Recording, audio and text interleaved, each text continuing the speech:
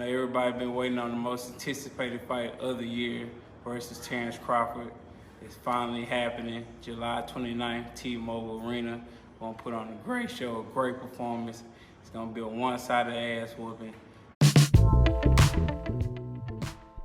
So after the fight of the decade between Crawford and Errol Spence got announced, Errol Spence said, "This may be one of the greatest fights of all time on paper.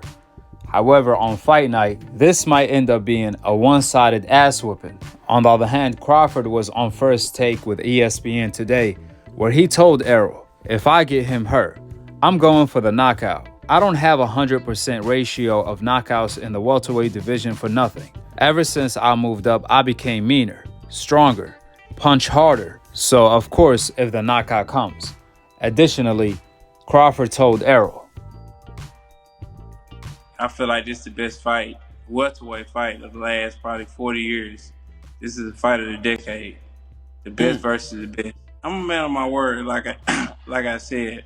People thought I was gonna move up, but just like I told him when we encountered each other in Oklahoma, I said I'm gonna get these belts on my side, and I'm gonna come take yours. And this is where we at now, and I stood on that.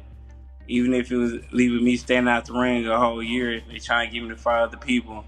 Just the fight I wanted, so I stuck to my guns and was like, I'm not fighting until I fight Terence Crawford, so my team got it going. I've been wanting this fight. Everybody been knowing I've been wanting this fight. He said he was going to take the easy route and go, handle what he had to handle, and he did that. So now, he got to live up to his word and coming to take this belt. The last one is always the hardest one, and I assure you, it won't be like none of the other fights.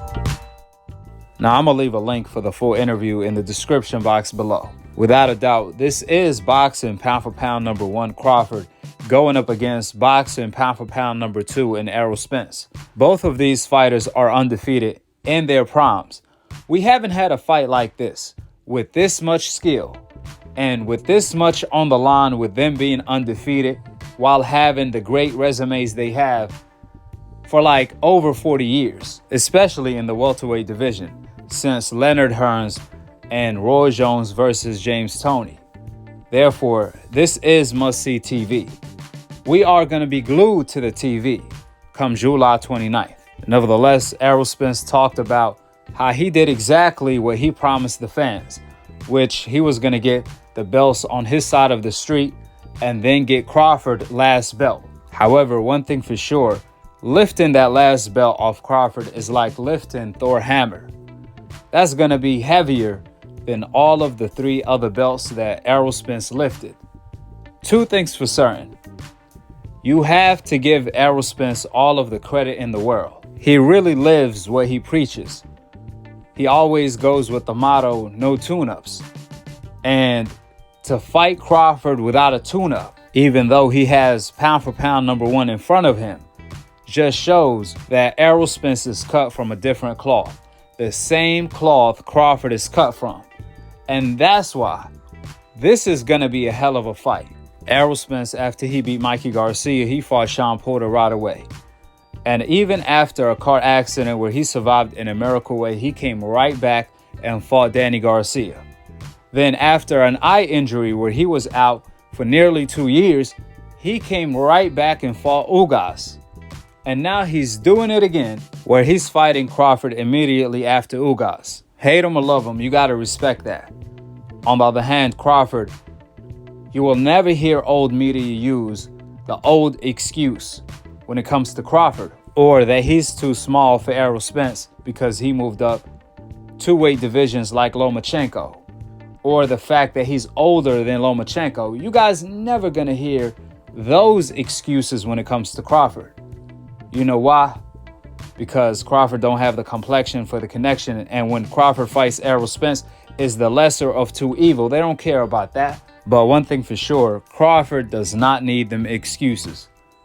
Nor does Errol Spence. You never heard Errol Spence use a layoff excuse, because skills pay the bills. 2 things for certain. The winner of this fight will not just be the undisputed champion in the welterweight division. However, he will also be the undisputed pound for pound number 1 in the sport of boxing.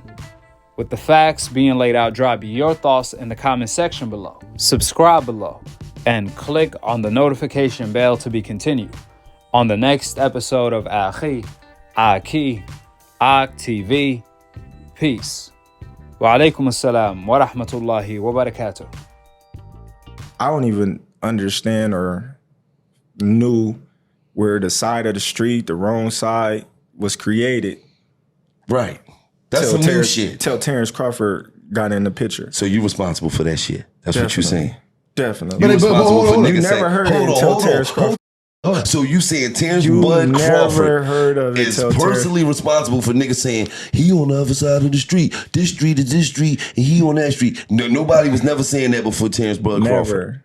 When have you heard it? And you've been following boxing for a long time. But I heard this. No, What I I did heard. hear with you, but I didn't know if that came from you. You know what I mean? I didn't know that was you or that you was the originator of that shit. You know. But I thought if you was on the same promotion, because they try to keep in that house so the money can stay there. They do. Listen, I fought people from PBC before.